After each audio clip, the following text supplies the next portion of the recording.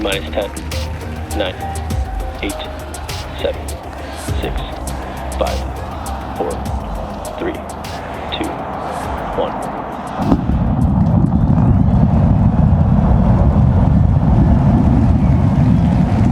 We have liftoff.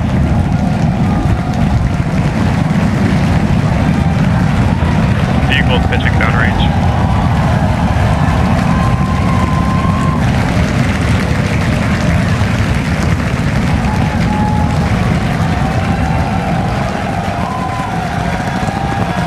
Booster chamber pressure nominal.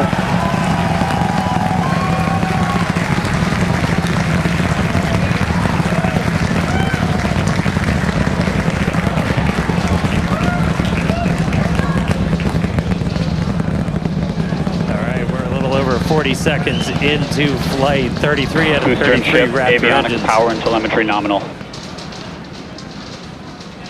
Getting good call outs, healthy systems on the booster as it starts to pitch over the Gulf.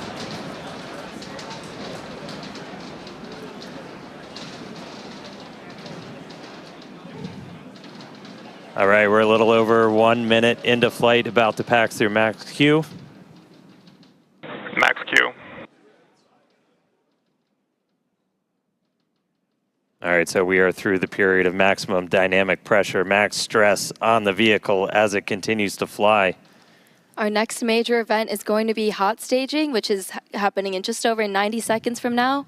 To get ready, the booster will shut down all but 3 of its Raptor engines.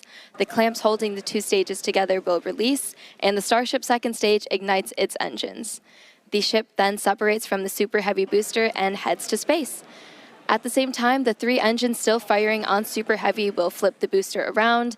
10 more engines will ignite for the boost back burn, putting the first stage on the path for splashdown in the Gulf. As we mentioned earlier, the hot stage will be jettisoned for this flight, and that should occur just after the boost back burn. So we're about to shut down the first stage and perform hot staging. So let's just watch and listen.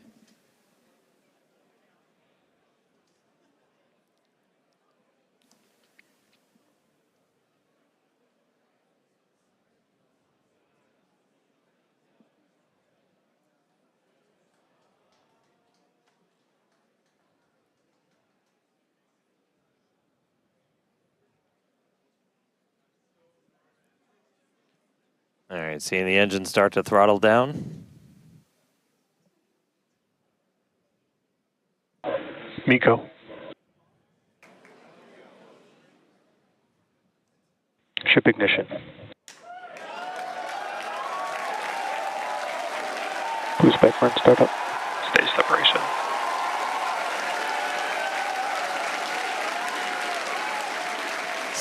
Stage separation confirmed. We've got 6 engines running on ship. Booster is doing its boost back burn, continuing now towards its splashdown site in the Gulf. Ship We are Raptor seeing chamber all 6 pressure is Raptors nominal. lit up on ship.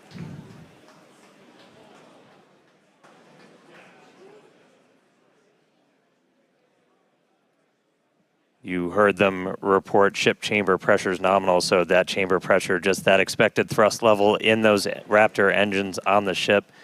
3 vacuum optimized, Ship 3 sea avionics level, power and all telemetry looking nominal. good.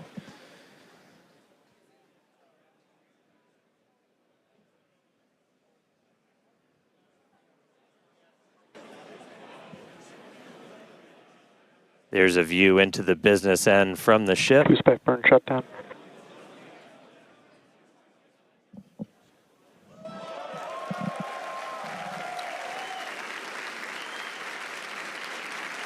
All right, so at this point, we finished our boost back burn, so that was shut down. So that's the first of the 2 burns after a launch that the booster is going to do today. So now it's headed towards the Gulf.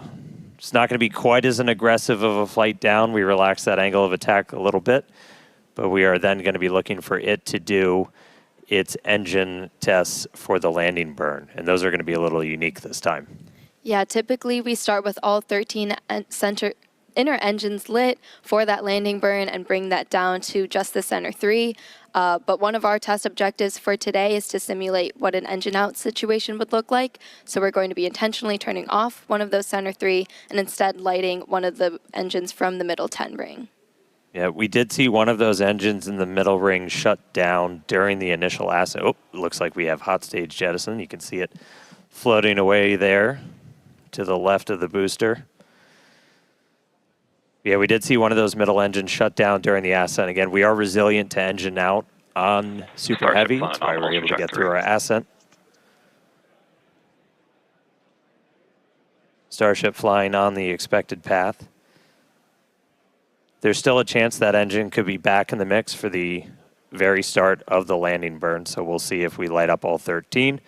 But we've even done a landing burn at the tower with an engine out, so very resilient. We'll see how it does on its way down to the Gulf, though.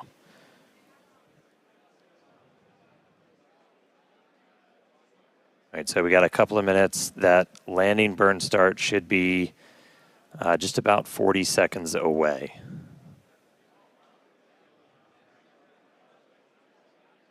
That's always rad. You can see the boost plume itself in the background as it was coming in. All right, about 20 seconds to landing burn. Ship Raptor chamber pressure is nominal.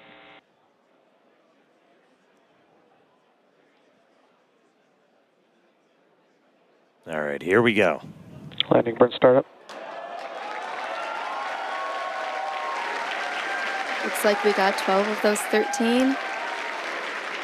Down to 3, including one of the middle ring.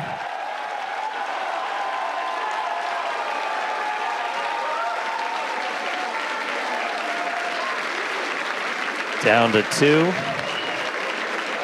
Nice little hover. And landing burn shutdown. And into the Gulf, here we come. And the booster has splashed down.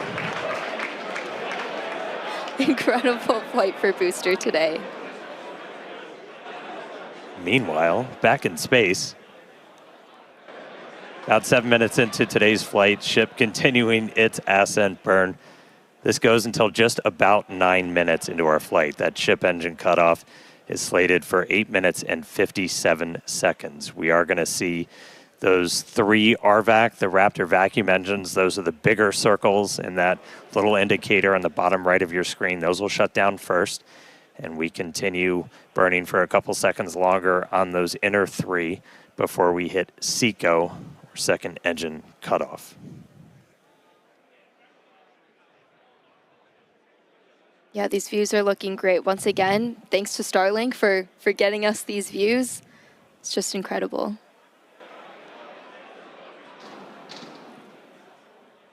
And we just heard the sound from booster. It's like we just got a late boom from the booster.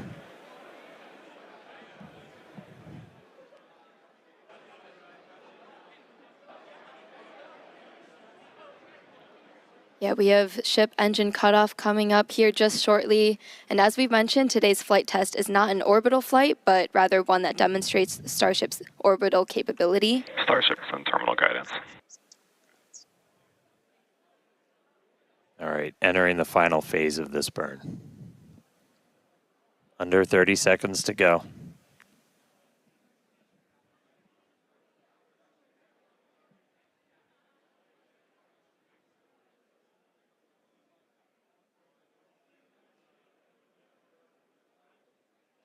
All right, shut down the vacuum engines.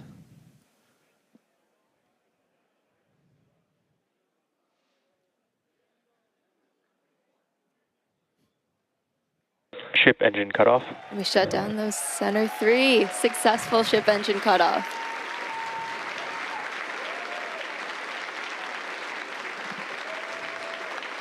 SECO, baby. There we go. That's what we want. Nominal orbit insertion. All right, we just heard the call out for nominal orbital insertion.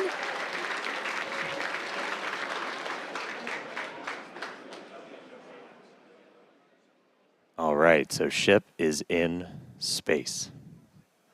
There we go. We're seeing the flaps starting to move into a stowed position. That's why it looks like your camera's moving. Yeah, exciting to see Starship safely in space and super pumped to see all the team's hard work in action here today. And of course, as guaranteed, it's been an exciting day so far. We successfully lifted off right on time at 6:30 p.m. Central Time. Thankfully, our weather was looking good today. And booster, we had our soft splashdown in the Gulf, so ship continues on. Yeah, ship able to complete its ascent burn all the way in. You can see some of the shadows start to creep as it's going to be eventually flying into an orbital nighttime, so we'll see some daylight start to go away. But ship is in orbit, completed its burn, and I mean, that's just the beginning. Now we've got a whole bunch more to go. So we've got some exciting demonstrations Ship planned FTS is while safe. we're on orbit. So that right there, we just saved the FTS, the flight termination system. That's that automatic flight safety system we have on the vehicle. So that is now turned off while ship starts its coast period. We are coming up. Our next milestone is going to be the deployment of those Starlink simulators. We've got some payload inside of Starship that we're hoping to deploy into space for the very first time. That deploy is supposed to start at about 18 minutes and 27 seconds into the flight, so just about 7 minutes from now. That deploy will take place over a couple of minutes. It'll go about one satellite a minute, so we'll be spread out over that. It might get a little dark, but we've got a couple of views that we can show you to see that deploy in action. After that, we're also looking to do a relight of a single Raptor engine while we are in space. We've done this once before. This is not necessary to deorbit, as we are in a suborbital trajectory, but this is essentially a chance to test out what we need to be able to do a deorbit burn. So we'll be doing that a little bit later in the flight, about 37 minutes or so into the flight, and then we get into reentry. We're looking to get that light show and, more importantly, get that really critical data about the ship's heat shield. Yeah, exactly. At about T plus 45 minutes, we'll be heading for reentry. Again, running those experiments with the tiles. We're going to be doing missing tiles, metallic tiles, and also intentionally loading those vehicles' flaps. Hopefully, we'll also see a splashdown in the Indian Ocean today. Yeah, we were able to get to a reentry last time, but we didn't have full attitude control, so we weren't able to go in, heat shield first the way we're designed to. So we ended up losing contact with the ship before we could make it all the way through. So you still get data, but you're not really getting the data that we want to make sure we're kind of stress testing the vehicle. As Amanda just said, we removed a bunch of tiles, and we do this in some intentionally scary places on the vehicle because we're really looking, are there spots that were vulnerable to this? Before we ever start moving towards, putting ship into a full orbital mission to then do reentries a little bit later on. So really, really critical to get that data, really looking forward to a controlled reentry. Yeah, for sure. As we always say, our main payload is data, but today we also have some actual payload on board, and those simulators that Starship will be deploying, we'll see coming up here in just a few minutes. These are dummy satellites that are about the same size as our V3 Starlinks. We have 8 in the Starship PEZ dispenser and expect to deploy at a rate of about 1 per minute, as Dan mentioned earlier. Starlink is critical in all of our flights on Starship to get our main payload data, as we always say. And in fact, it's Starlink that's currently providing these views you see as Starship cruises a couple hundred kilometers above our home planet and provides real-time telemetry through every phase of flight.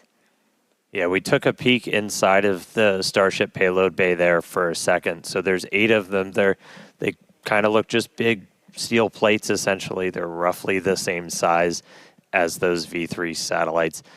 When we do get that view inside of the payload bay, the payload door will kind of be on your right, and we'll start to see them go out like a PEZ dispenser.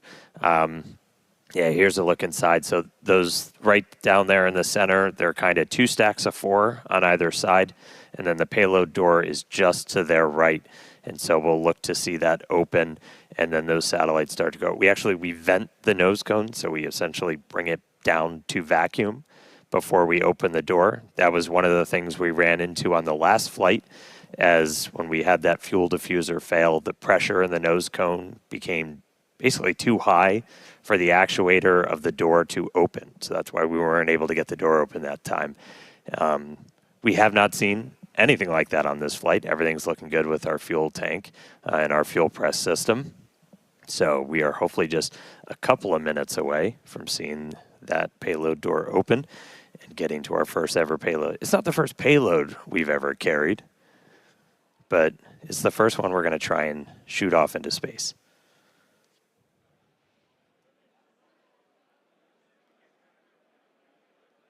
All right, so I think we're supposed to open the payload door in just about a minute and change. And you're seeing a little bit of residual gas. And we opened the door once. I want to say it was back on flight 3 when we were able to make it up into space. And you'll kind of see a lot of that gas rushing out into the vacuum of space. It's the residual that's left over after we've already vented it down. So kind of a cool light show. And then we'll get ready to deploy those payloads out.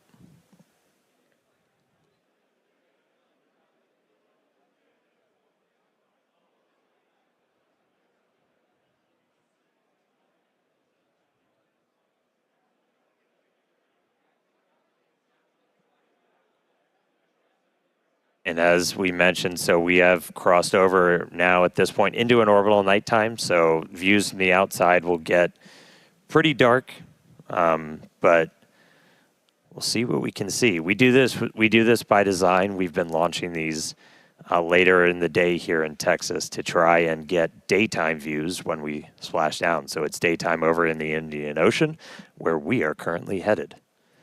Just a few seconds until we expect those payload doors to open.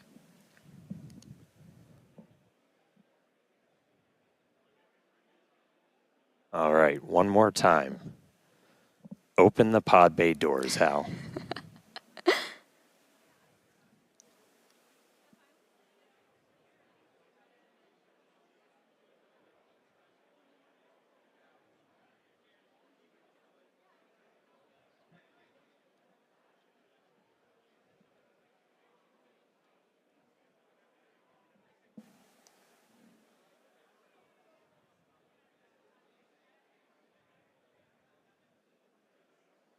So we are currently in payload deploy prep.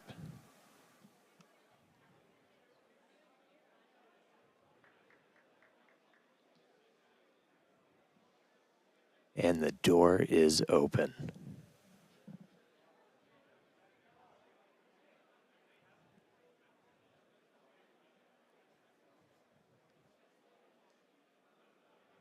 All right, so the payload door is open.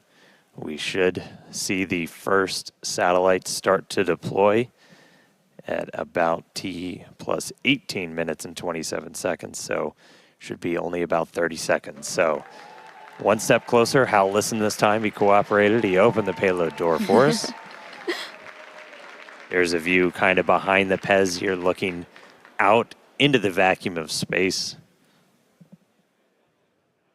About 15 seconds until payload deploy.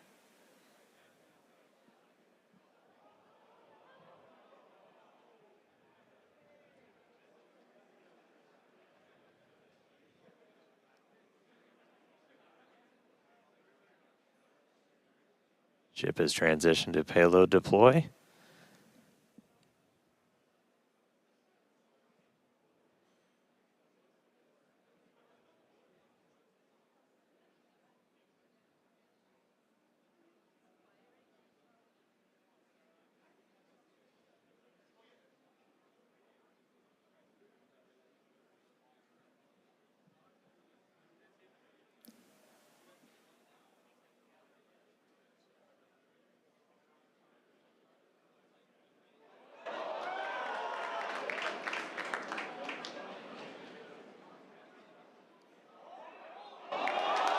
There we go.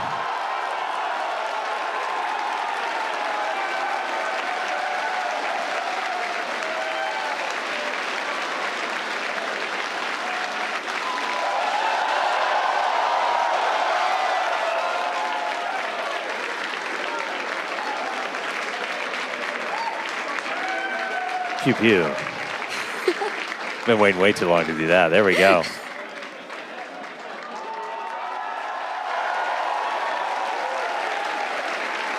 There goes another one.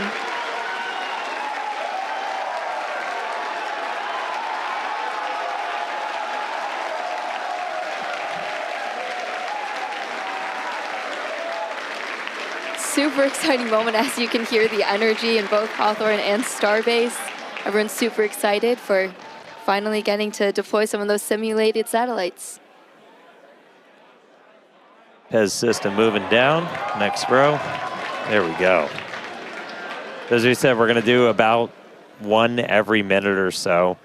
And this is just kind of a dress rehearsal for when we're going to be deploying the V3 satellites. And these are just a massive, massive increase to Starlink's capability. Each one of them has its 60 terabits per second of capacity that's going to get added to the network per launch. That's 20 times more than what we're adding with every single Falcon 9 launch today, which, you know, step increase in capability.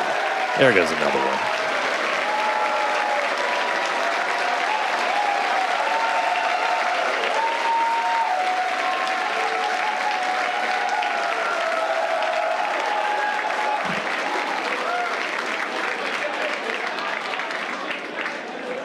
All right, so as we said, we've got 8 total that we're going to go through today. It's about a minute for each one, but looking good on payload deploy.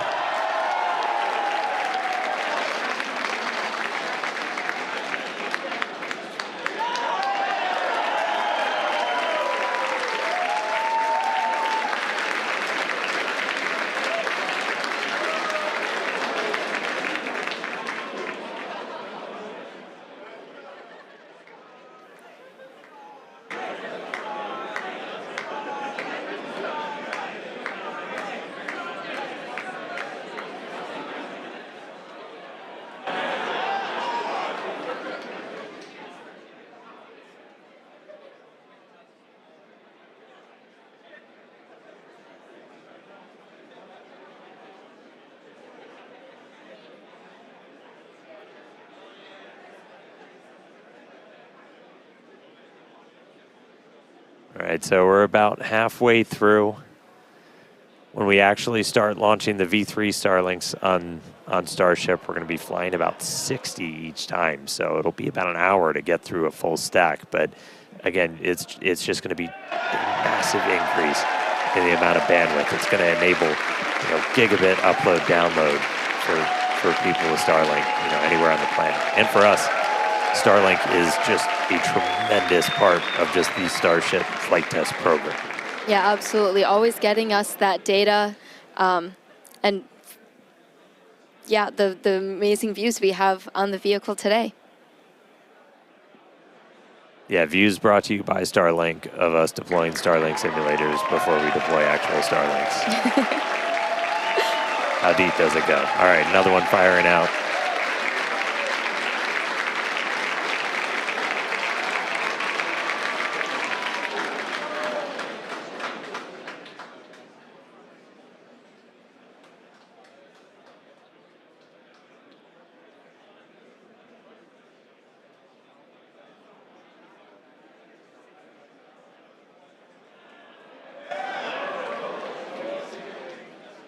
Pez looking smooth today.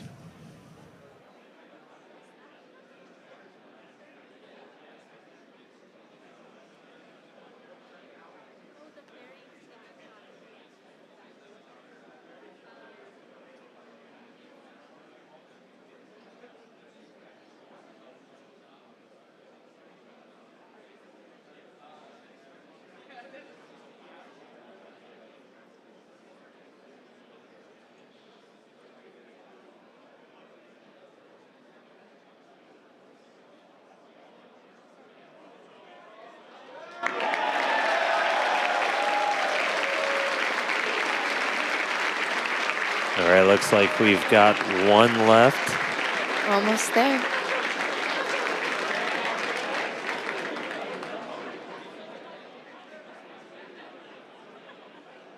Yeah, there you go. 1 remaining, so 7 of the 8 have been deployed. 1 more to go.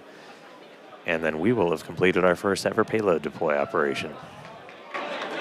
Just a reminder, we're on a suborbital trajectory. These satellites on that exact same suborbital trajectory, they're going to burn up entirely and are on that same trajectory towards the Indian Ocean. So the last one has been deployed. Starlink simulator payload complete. Heck yeah, everybody. Loving the energy from Starbase and Hawthorne.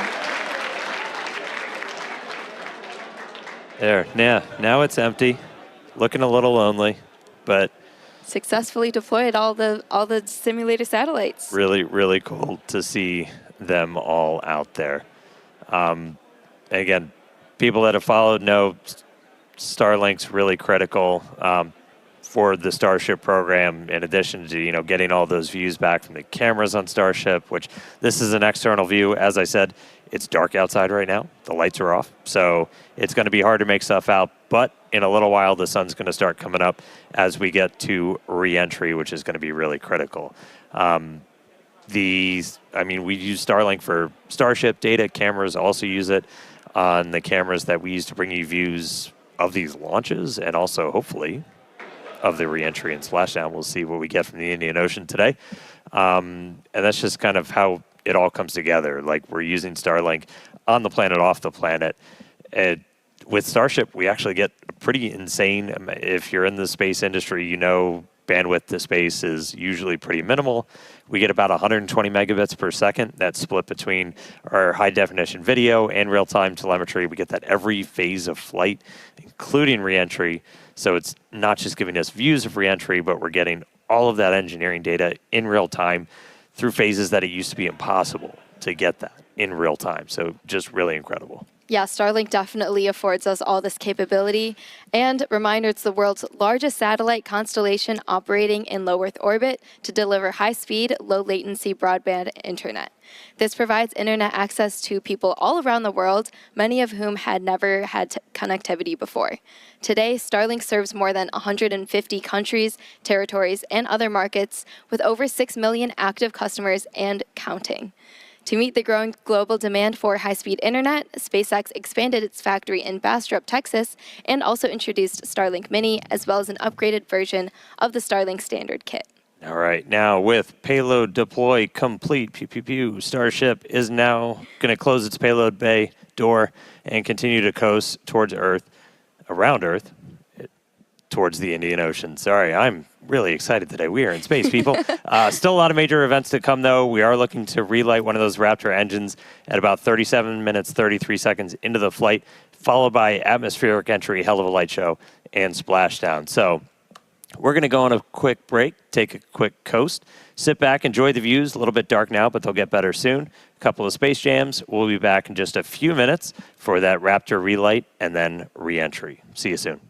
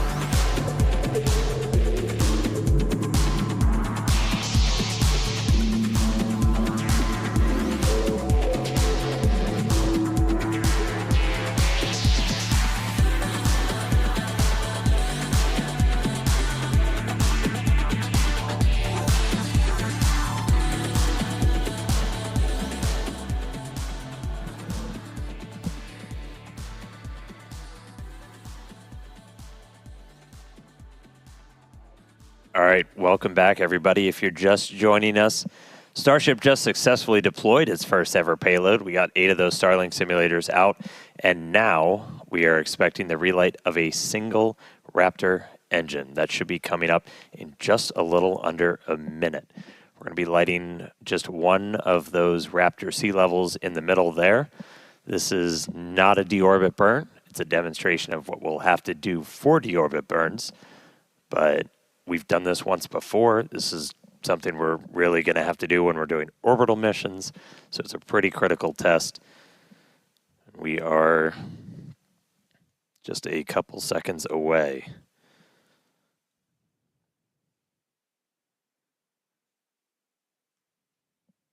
Sorry, we're about 20 seconds away, psych. So we got a little bit more time. So we are going to see one of those Raptor engines light back up. We are through the deorbit demo gate, so we should be seeing it momentarily. Relight demo startup. And shutdown.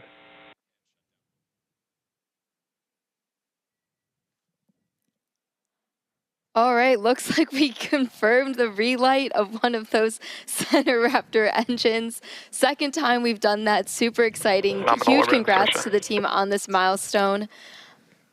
Very exciting to see. That was a cool light show. Yeah, I get to do a mini version here. So again, that's going to be really critical for when we're doing deorbit burns. Like as you're going through, which if you don't have one of these, my God, they're so much fun. But like you're able to actually like light. Oh, Dan, turn it on. Light that engine. Not set my co-host on fire. And that's what we'll eventually do to, break out of orbit, come back down to Earth. So really cool to see one of those engines light back up again in space. That was our last in-space thing. Very exciting. We're going to be heading back for re-entry at about T plus 45 minutes. So we're going to take another quick break, and we will see you soon.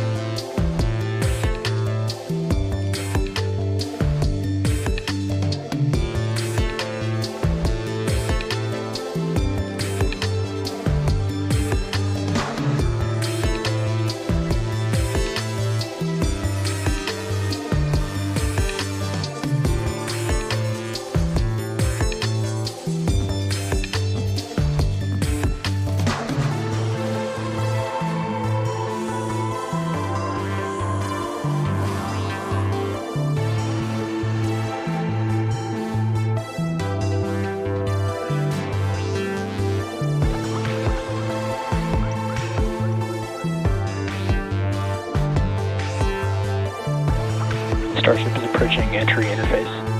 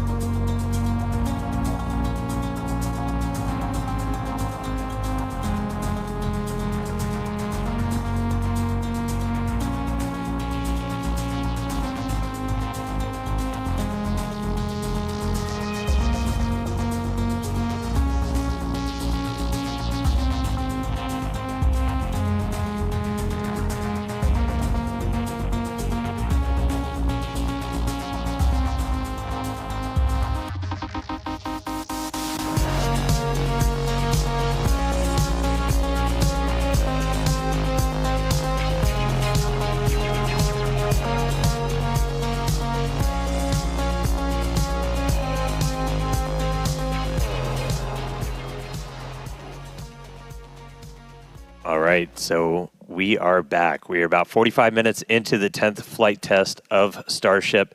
And as you can see, the light show has started. Re-entry has begun. We are starting to re-enter the Earth's atmosphere. We're moving about 5 times the speed of sound, and we're about to start barreling through the Earth's atmosphere and head for a splashdown in the Indian Ocean. We don't plan to recover the spacecraft today, but if we do make it all the way down to the water, who knows? But the goal of this part of the flight is to learn as much as we can about the ship's heat shield. A fully reusable, rapidly reusable heat shield for a spacecraft has never been done before. It's one of kind of the hardest engineering challenges still out there for us. And so this is a time to really dig in and get that data. Yeah, absolutely. And re-entry is a critical phase of flight, so we'll need information on how the ship's system end up performing. And Starlink will also help us gather as much data as possible, which is really the main reason why we do these flight tests. Starlink provides us with one more path to collect data to help us rapidly iterate on Starship's design. And if the ship manages to make it all the way to re-entry, we'll collect valuable data on the spacecraft flying through the Earth's atmosphere at hypersonic speeds, or more than 5 times the speed of sound. Yeah, throughout history, a lot of times this is when you go into just a complete data and insight blackout, where that plasma sheath builds up around the outside of the spacecraft that blocks all of your signals that are trying to fight through to talk to either satellites out in space or towers down on the ground. Starship's big size kind of gives us awake, but what really helps us punch through is the fact that we're using Starlink. We're operating at just a much higher frequency. That's not what we want to see. So we just saw some of the aft skirt just take a hit. So we've got some visible damage on the aft skirt. We're continue to re-enter though. And again, we are intentionally stressing the ship as we go through this. So it is not guaranteed to be a smooth ride down to the Indian Ocean. We've removed a bunch of tiles in kind of critical places across the vehicle. So seeing stuff like that is still valuable to us. We are trying to kind of push this vehicle to the limits to learn what its limits are as we design our next version of Starship. So 47 minutes, 45 seconds into the flight, excitement ticking up a little bit on re-entry already, but the light show is continuing. This re-entry is going to take about 20 minutes or so until our planned splashdown. We were trying to splash down about 1 hour and 6 minutes into the flight. Yeah, and one day Starship is designed to land on Mars where there are obviously no runways or other humans to help us out. So we are doing propulsive landing instead of more traditional means such as parachutes. And propulsive landing enables us to have more rapid reusability with these vehicles. Yeah, the ship itself, it's a little over 50 meters tall. We've got those 6 engines on board, the 3 vacuum, the 3 sea level, and they're down in that aft skirt region, which flaps have control. All right, so at this point, the flaps have control. That means we're getting into a dense enough part of the atmosphere that the flaps can start controlling us. We're not only reliant on those kind of reaction control system thrusters. We're going to continue hearing some callouts as the ship makes its way back to Earth. So when we hear entry max heating and entry max Q, that will mean the ship has made it through the maximum heating and aerodynamic loads it will experience as it returns. So if it makes it through those, we can say we're doing pretty well.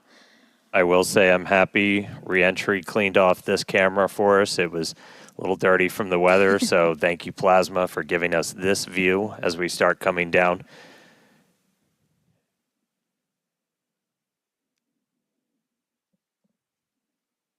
The hit we saw to the skirt, definitely interesting. I will note, when we started doing these missing tile tests, we were intentionally removing them only in the skirt, as that's, that's not over your fuel tanks or anything else that's kind of structurally critical for keeping the entire vehicle together. That obviously exposes your engines, so that could do some things for our landing burn, but for now, we are obviously continuing with this re-entry. We are committed. Indian Ocean, here we come.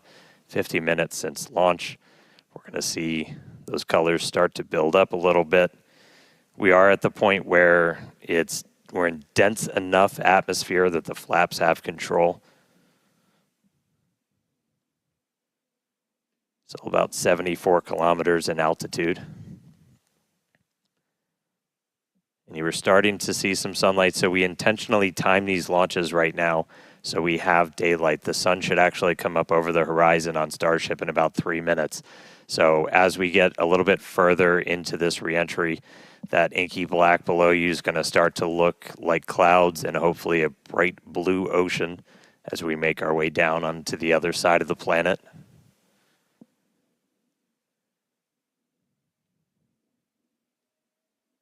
We've got these cameras. These cameras are really cool. We added these several flights ago, looking directly at the flaps as not just the heat shield, but these flaps, how they're able to control the vehicle, withstand that re-entry, the seal locations, so kind of where they connect to the ship itself are some of the most critical. We will do missing tiles on those where, again, we're trying to... We're kind of being mean to this Starship a little bit. We're really trying to put it through the paces and kind of poke on what some of its weak points are. I mean, we even have missing tiles over some of those fuel tank sections of the ship itself. And so we're really trying to see what are our limits. We're doing this over a completely empty area over the Earth.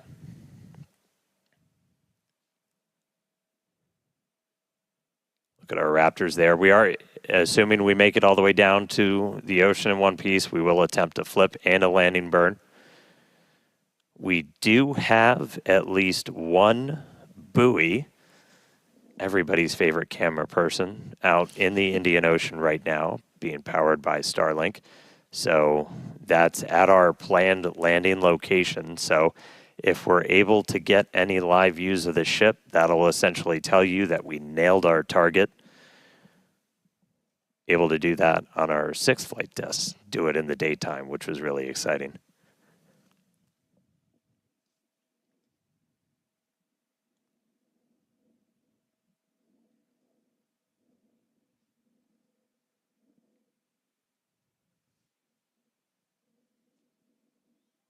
All right, so we're about 10 minutes until we're probably going to start hearing some of the other big milestones coming up. Yep, in about 10 minutes, like Dan said, Starship will be transonic. This is going to be the period of flight where the velocities of airflow surrounding and flowing past the vehicle are concurrently below, at, and above the speed of sound, so somewhere in the range of Mach 0.8 to 1.2. For reference, commercial jets have a range of cruising speeds, but most of them fly at speeds between Mach 0.74 and Mach 0.85, so that's 480 to 575 miles per hour or 770 to 930 kilometers per hour. Yeah, and after transonic comes subsonic. That just means you're slower than the speed of sound. We're still well in excess of that right now. But by the time we hit subsonic, we're essentially belly flopping down. There we go. There's that sunlight. So we're seeing the Earth now come back into view. One of the other things we're doing during this, and you're going to see Starship kind of pitch in some pretty, not extreme ways, but a little extreme, as we're trying to really stress the structure of the ship itself, specifically those aft flaps. So the ones in the very bottom of the vehicle. We're pushing not just how well does the heat shield hold up, but how well does the ship structure hold up. We are pushing it beyond essentially what we think we'll have to fly at to do something like a return to launch site. So again, may not be a very smooth ride downhill, but we're doing that by design. We're really trying to find what are the edges that we can operate at, build up a good data set. But sun is up, clouds and water down below us. We are just about 10 minutes away, a little less than 10 minutes now, until we start hitting transonic and then subsonic. Once we hit subsonic, we're basically just belly flopping.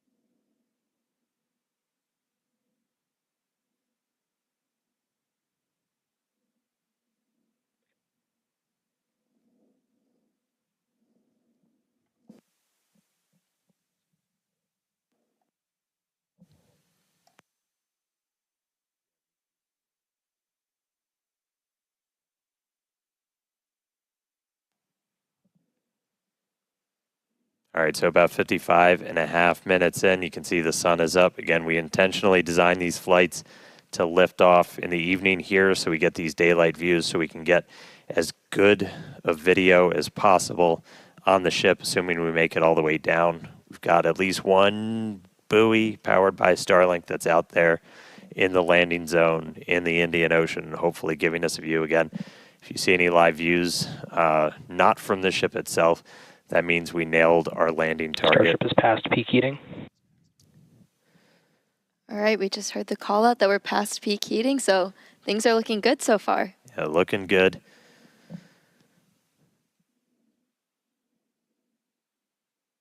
And at this point, again, the flaps are controlling. So this movement you're seeing is that forward flap moving to try and just maintain control, maintain attitude of the vehicle as we're coming down.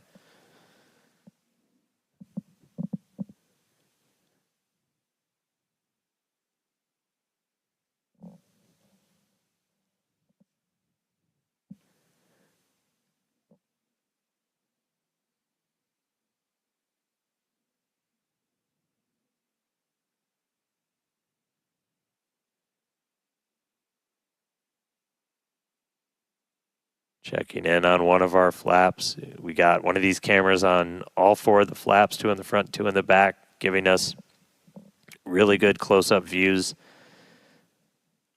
As we obviously don't have a camera that can see the entire heat shield. These give us kind of the best that we can do.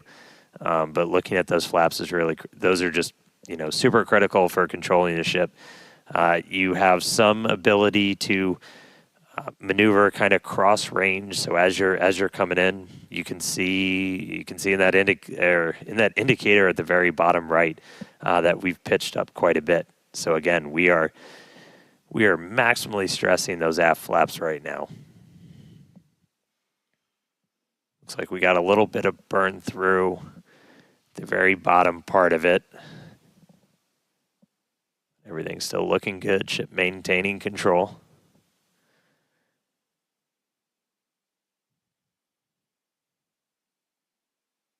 We should be just about 5 minutes away until we hear that we're transonic.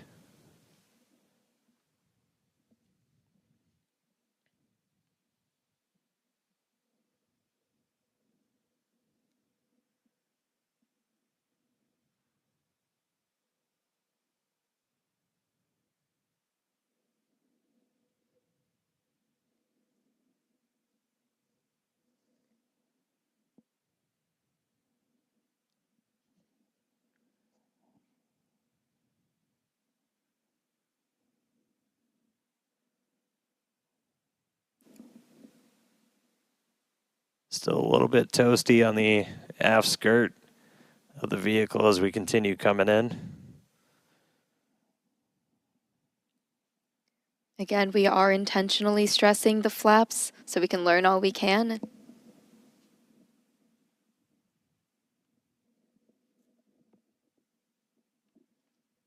All right, so now we're already well past peak heating.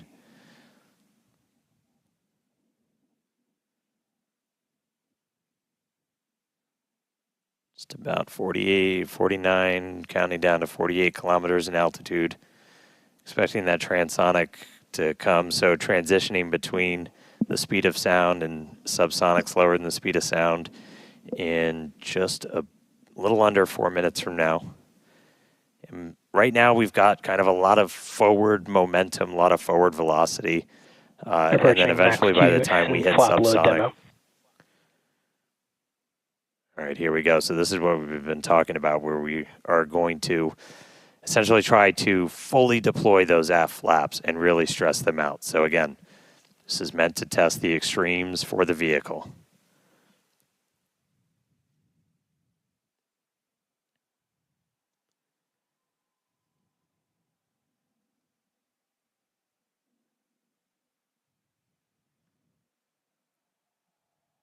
All right.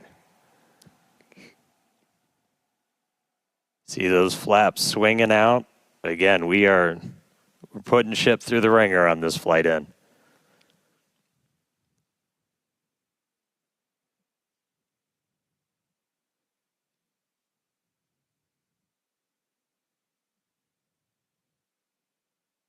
It's like we're still maintaining control.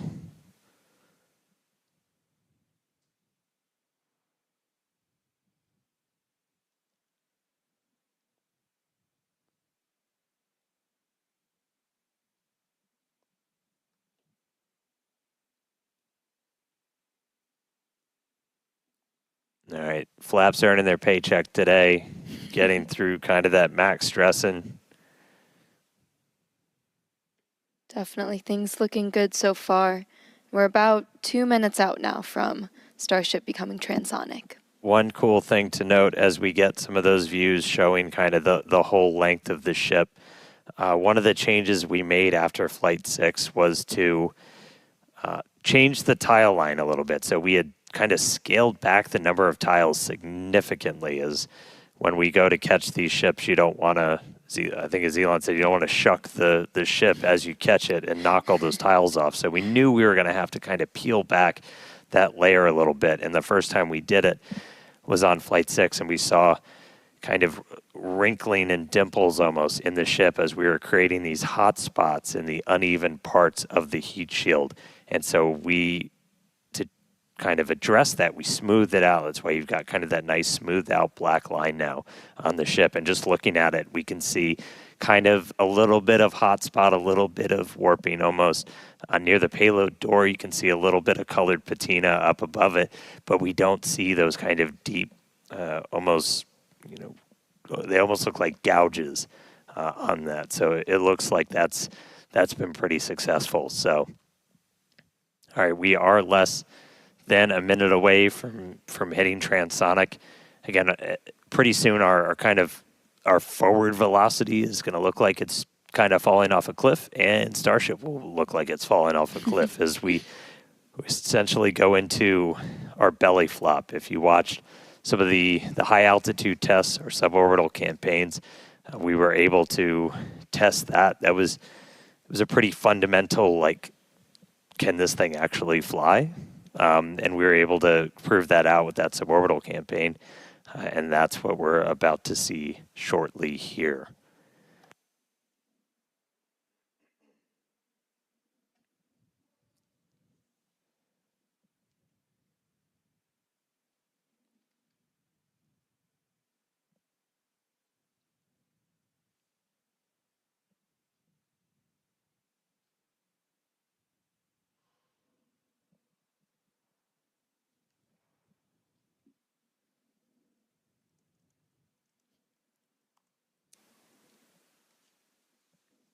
All right, so at this point, we've dropped below the speed of sound, so Starship itself is subsonic. We are starting to chill the engines for a landing burn attempt. Landing flip supposed to start in a little over 2 minutes. Subsonic Indian Ocean, we're on our way. Starship is subsonic. There we go.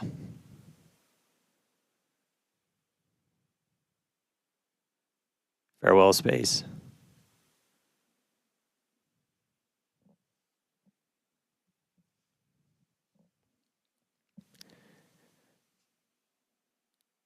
All right, so coming up in just a little under 2 minutes, so we're going to do the flip and the burn. So we're only using those 3 center Raptor engines, the sea levels, the ones that can kind of gimbal, that can move around and steer.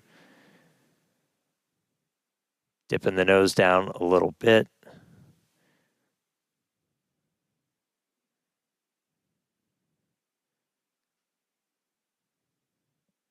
Got 2 of our engines chilled in, waiting on 1 more. So again, we'll attempt to use 3 burns for that initial flip. We eventually go down to just 2 Raptors for the end of the landing burn.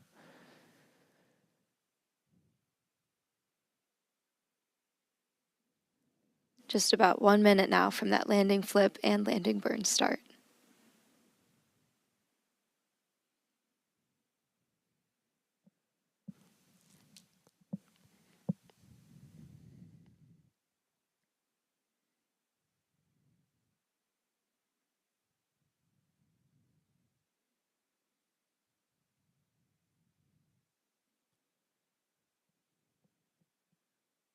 Structurally, we're looking good. Got good pressures in our nose cone for everything. Just about 30 seconds. So again, we're going to look for the flip. So Starship's doing its belly flop right now. We're going to do the flip. Swing out. Let's punch through some clouds first.